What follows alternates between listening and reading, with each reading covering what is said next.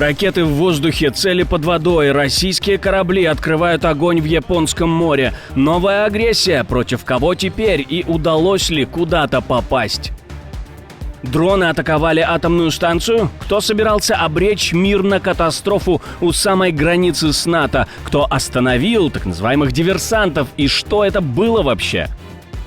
Плевать на огромные потери, 50 тысяч солдат вплотную к крупному украинскому городу. Когда начнется штурм? Что будет, если город падет? И кто следующий? Прямо сейчас жесткий налет на российских пропагандистов. Здание захвачено. Медиавойна выходит на новый уровень. Офис взят под контроль полиции. Кадры с места очень жесткие. Улицы столицы перекрыты, транспорт встал, люди строят баррикады и не расходятся. Полиция бессильна, даже несмотря на предупреждения властей. Протесты сразу в 5 городах. Это уже не митинг, это восстание. У России 5000 ядерных боеголовок. Давайте ее простим, говорят в Европе. Что изменило риторику члена ЕС и означает ли это новый виток в отношениях и сдачу Украины? Все самые главные события к вечеру понедельника, 30 июня. И многое другое. Самые важные и срочные новости, эксклюзивные подробности. Вы смотрите информационный выпуск «Нехта». Оперативно о событиях в России, Беларуси, Украине и мире. Раньше и понятнее других. Все, что нужно знать сегодня. 50 тысяч российских военных стянули к Сумам, втрое больше, чем у Украины на этом участке. Об этом пишет The Wall Street Journal. Сейчас войска РФ находятся всего в 20 километрах от города. По оценкам журналистов, россияне теряют от 300 до 400 человек в день, но продолжают перебрасывать новые резервы. Пока Украина удерживала территорию в Курской области, солдаты, которые там сражались, предполагали, что военные будут готовить сильные оборонительные позиции на украинской стороне границы. Но после хаотичного и дорогостоящего отступления из Курска они обнаружили устаревшие окопы без защиты от дронов. Теперь солдаты роют свои собственные позиции под огнем российских беспилотников. Украинские военные жалуются на нехватку укреплений и на то, что районы, по которым сейчас продвигаются россияне, не заминированы, то есть не подготовлены к обороне. Чтобы сдержать наступление, на этот участок фронта отправлены элитные подразделения. Северный фронт превращается в новую точку максимальной угрозы. Об этом поговорили с военным аналитиком Александром Коваленко. Угрозы оккупации областного центра Сумы или всей Сумской области нет. На сегодняшний день курская группировка, она не представляет собой тот набор сил и средств, который мог бы представлять именно угрозу оккупации областного центра и области. Та группировка, которая сконцентрирована в Курской области, курская группировка, это преимущественно группировка, которая может выполнять приграничного значения операции. То есть за 4 месяца взять под контроль 200 квадратных километров, месяц никуда не двигаться и потерять за последнюю неделю населенный пункт Андреевка, который силы обороны Украины вернули под свой контроль, это о многом говорит. Я думаю, что...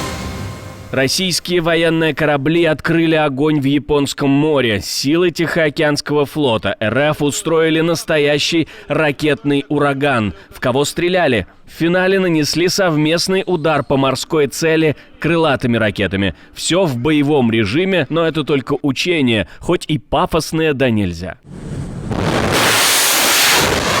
По легенде учений, в Японском море объявился противник. Результат – его корабли уничтожены, мины обезврежены, подлодки выведены из игры. Все ракеты легли точно по координатам, говорят россияне. В маневрах задействовали около 40 кораблей и более 35 самолетов и вертолетов.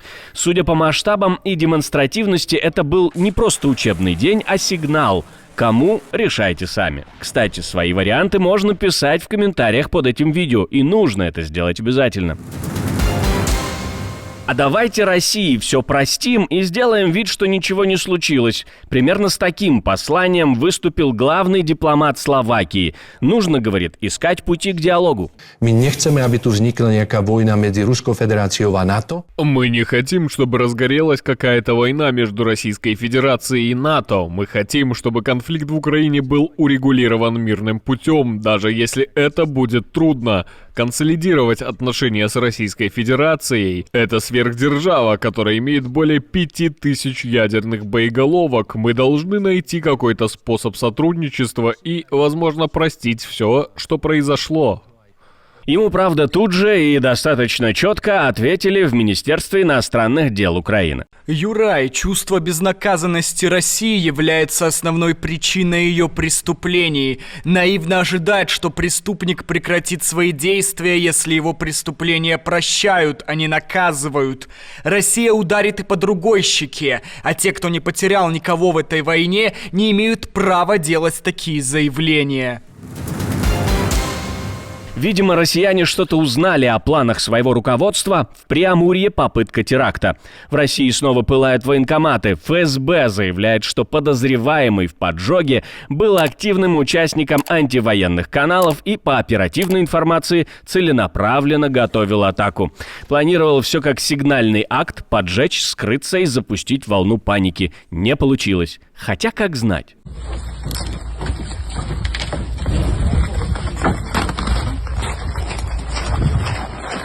Теперь ему грозит до 20 лет лишения свободы, возбуждено дело по статье «Террористический акт». Как обычно, все в лучших традициях показать, что мы работаем.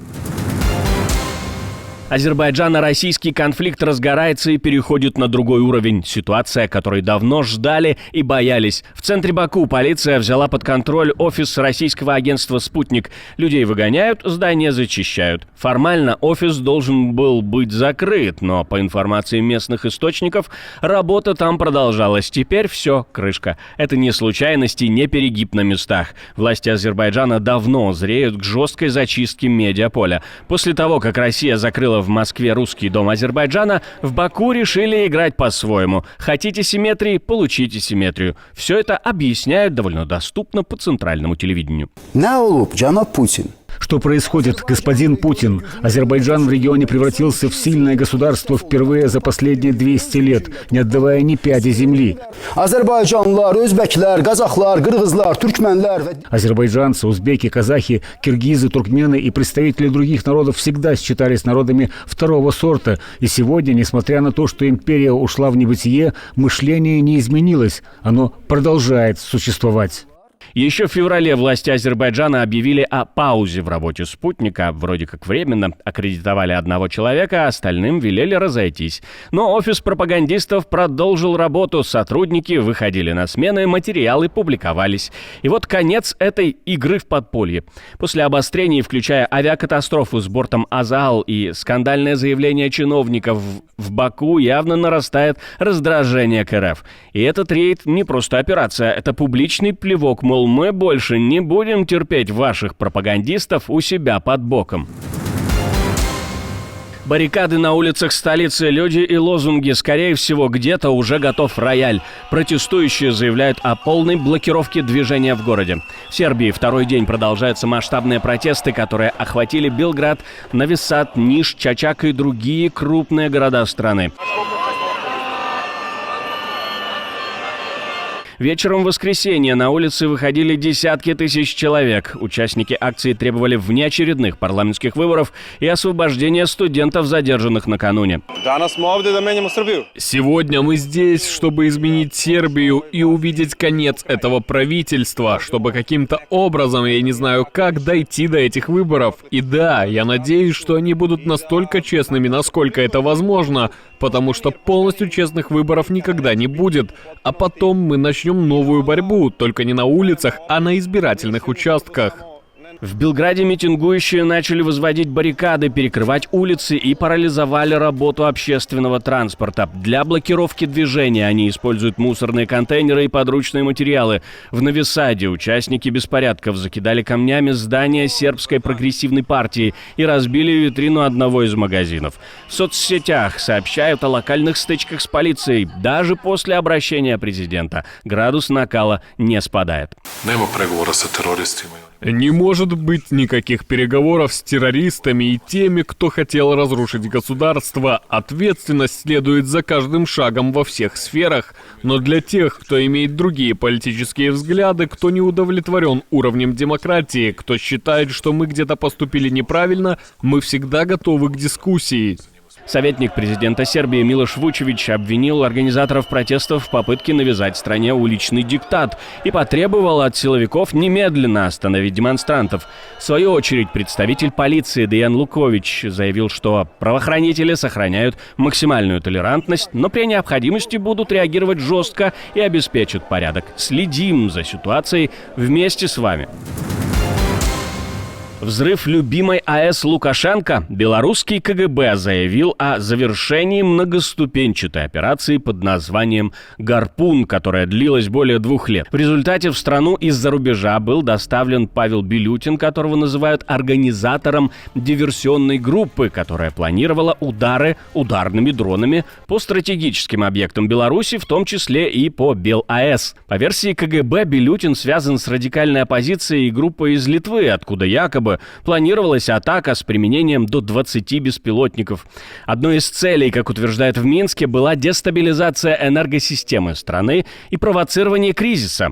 Вместе с Белютиным задержан также Василий Гречиха. Обоих подозревают в подготовке силового свержения власти, естественно. Но все было бы серьезно, если бы не ситком, который сняли по мотивам спецоперации КГБшники. Все подробности этой операции будут представлены позже. Операцию торжественно представили в эфире государственных пропагандистов. Начальник следственного управления КГБ назвал ее апогеем внешней разведки. Премьера блокбастера, где пообещали показать детали переписки, схемы подготовки и дроны, запланирована на вечер 30 июня. Конечно, это исключительно пропагандистский материал, который не имеет под собой никакого основания, поскольку если бы Украина проявляла какие-либо действия по отношению к режиму Лукашенко, то это должна была быть спровоцированная реакция.